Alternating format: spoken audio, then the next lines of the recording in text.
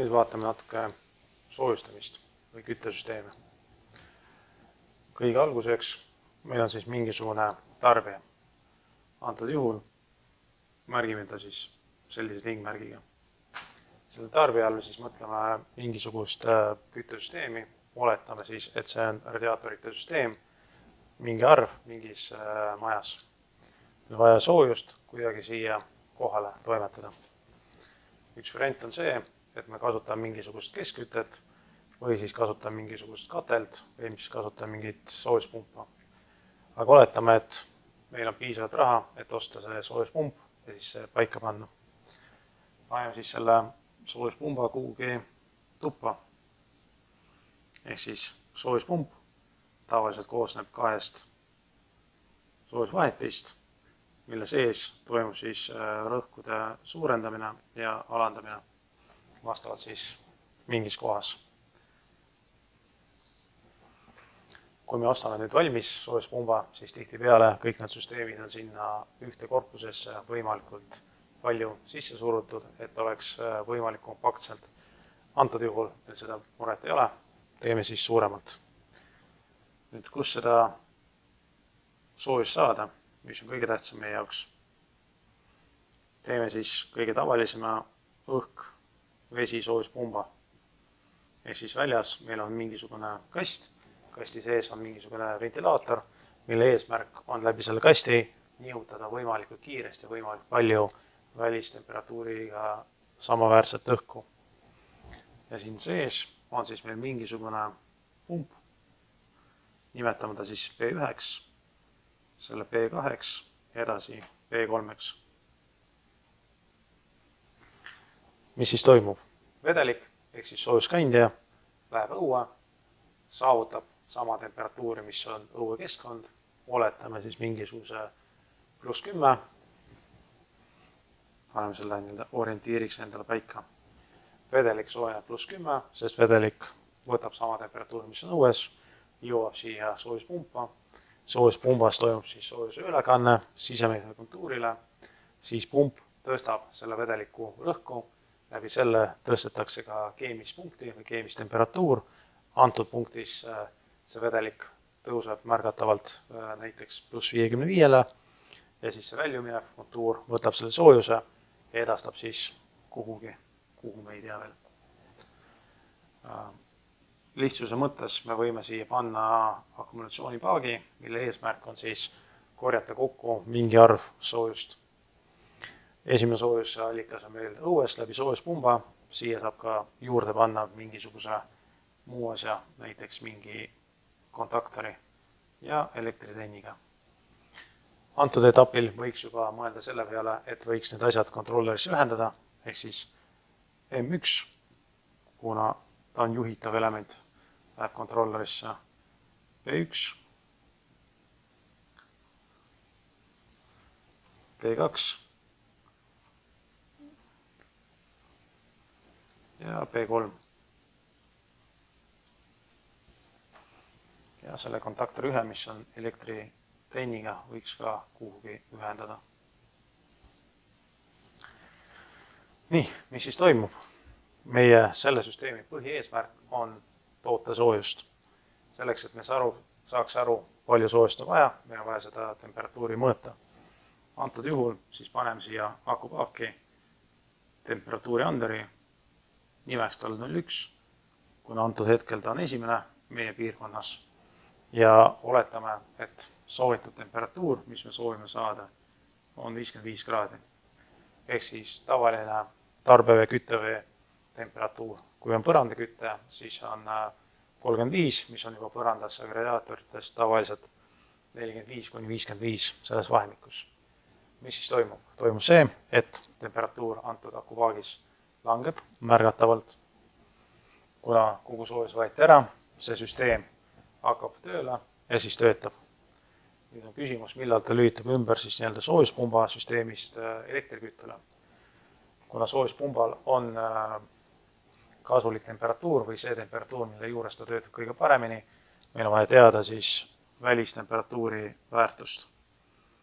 Panen 0,0, et oleks kergem orienteeruda. Ehk siis, kui temperatuur õues on väga madal, antud juhul me räägime mingisugusest juba -20, siis süsteem peaks aru saama, et sealt on väga raske soojust saada ja me raiskame rohkem energiat selle soojuse ülekandeks, kui lihtsalt elektrikütte tööle panna. Siis ta läheb elektriküttele üle. Kui temperatuur on seal suurem piirväärtusega, +15 on kõige parem temperatuur meie jaoks, siis ta töötab soojuspumbana ja siis see kasutegur on suhteliselt kõrge, ehk siis me raiskame vähem elektrienergiat, et saavutada rohkem soojusenergiat. Nii, meil on 2 kontuuri. Üks oli meil radiaatorid. Selleks, et radiaatorid hakkaksid tööle, meil on vaja soojust nihutada. Seda me teeme tavalise pumbaga, ehk siis paneme näiteks P4 jälle kontaktoriga. Nüüd päeva küsimus on see, millal P4 töötab, millal ei tööta ja kas meil on soovi seda P4 reguleerida. Ühelt poolt, kui on vanem maja või väiksem maja, siis P4 reguleerimist teoorias polegi vaja. Ehk siis me mõõdame peale kõikide radiaatorite temperatuuri, näiteks 0,2-ga.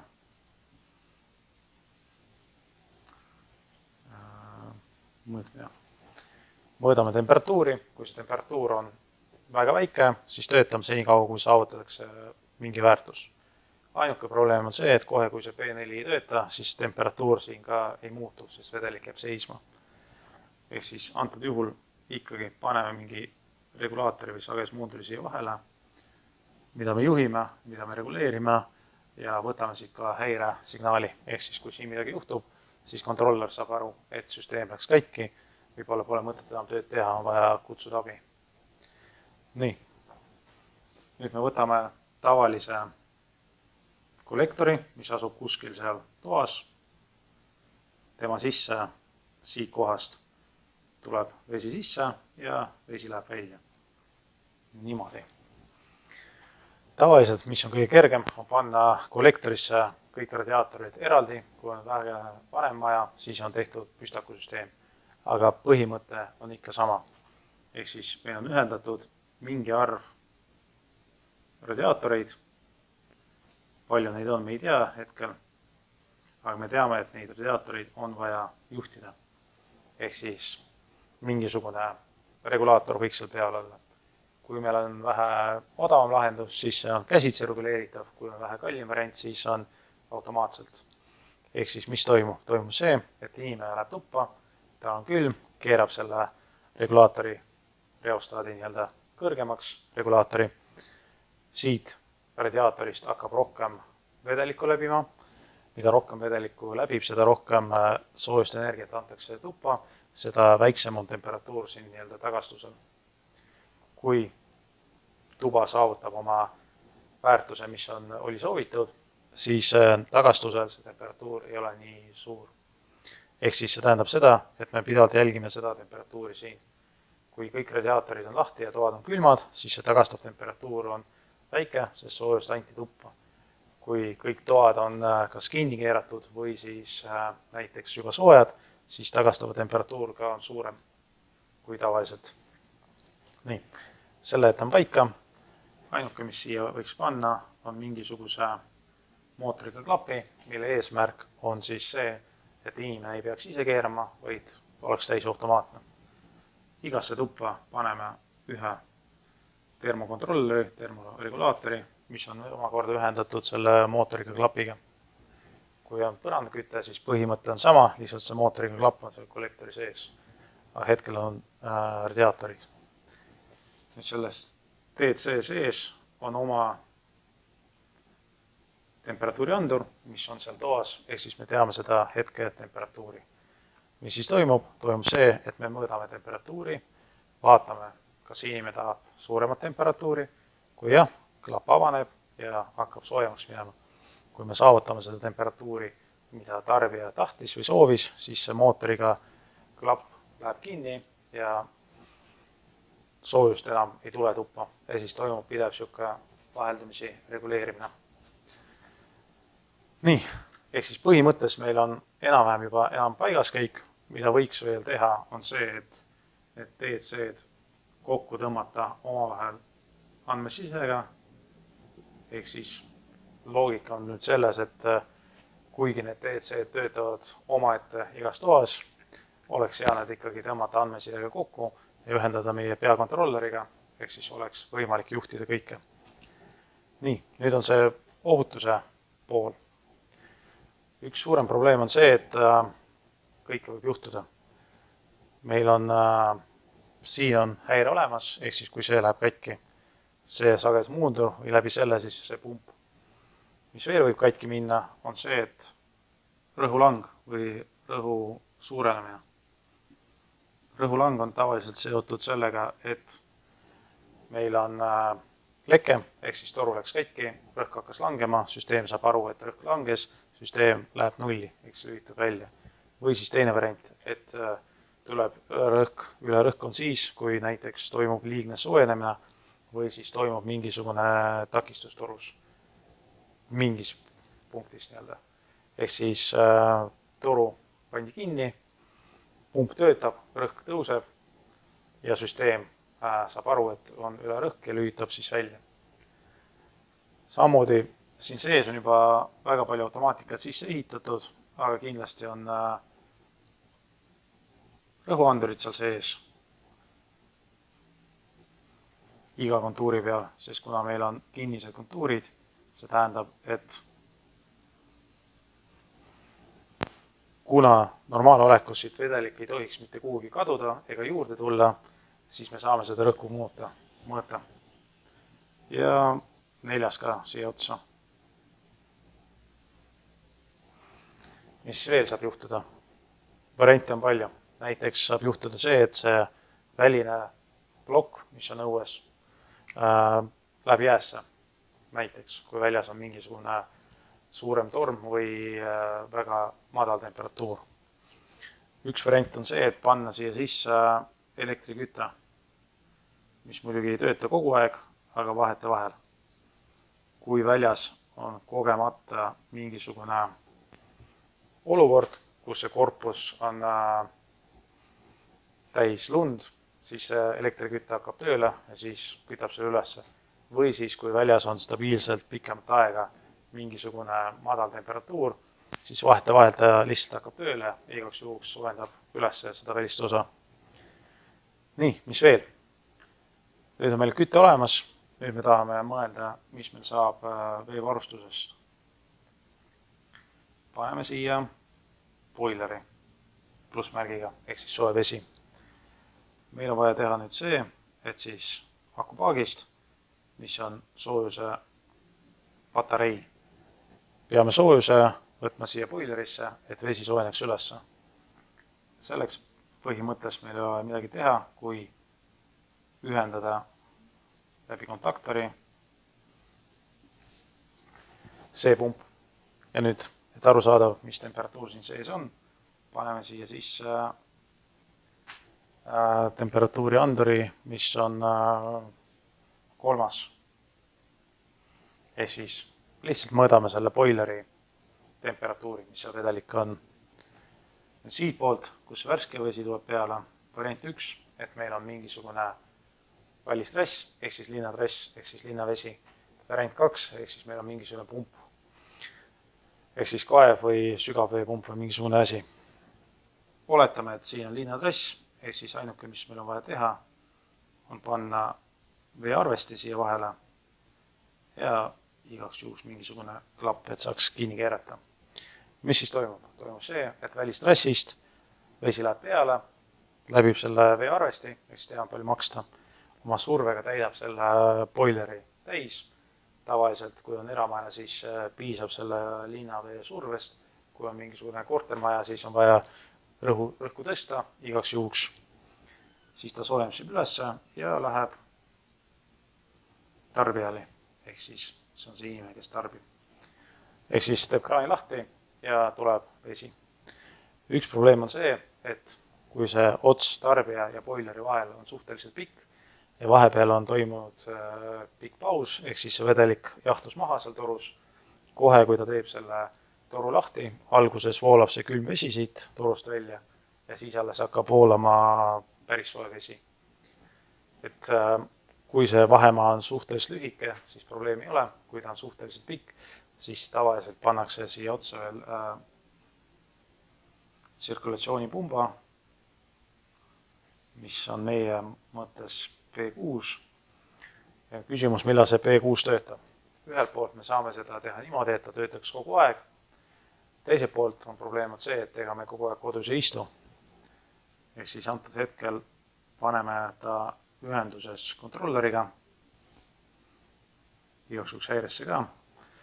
Ehk siis, kui me teame näiteks, et meil on tööpäev 8–5 ja kedagi kodus arvatavasti ei ole, siis põhimõtteliselt see P6 ei tohiks töötada.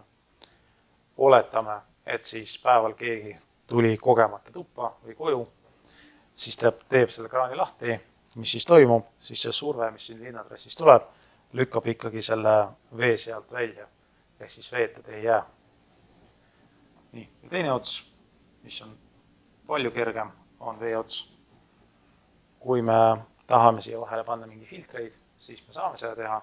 Kui me ei taha, oleme kindlad oma linnaveetrassis, siis ei pane.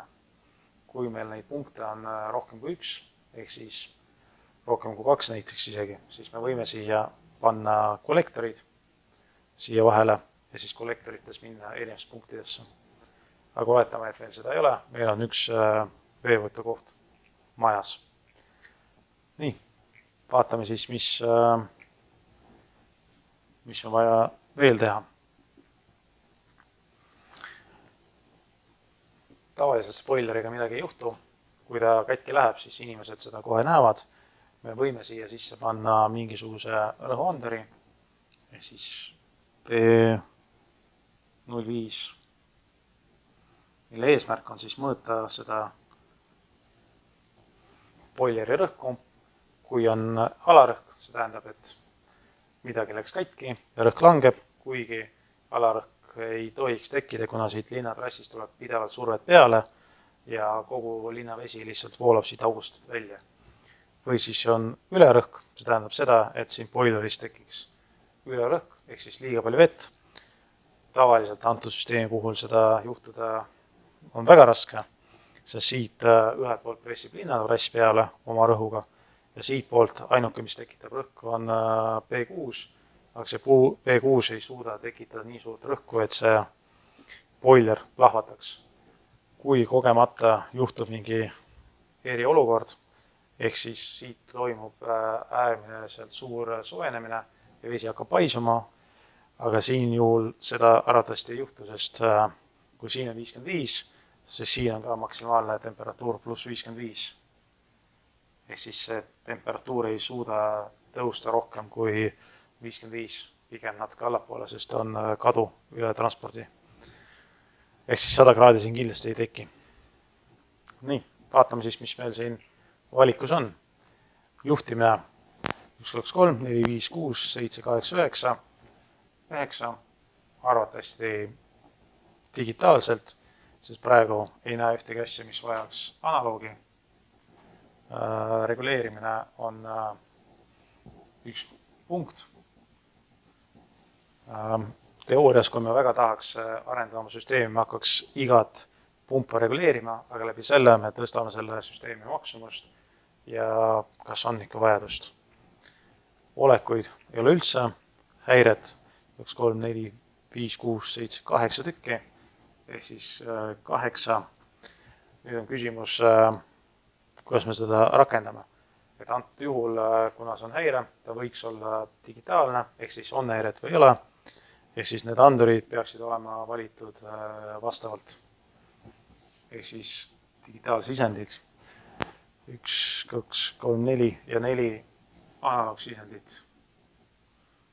Ehk siis ümber selle ei saa mitte kuidagi. Ja data on siis sisse ehitatud, ehk siis see kontroller peaks võimaldama moodustama siis võrgu. Ja nii lihtne ta ongi. Ehk siis kindlasti saab midagi juurde panna, aga põhieesmärgid on olemas.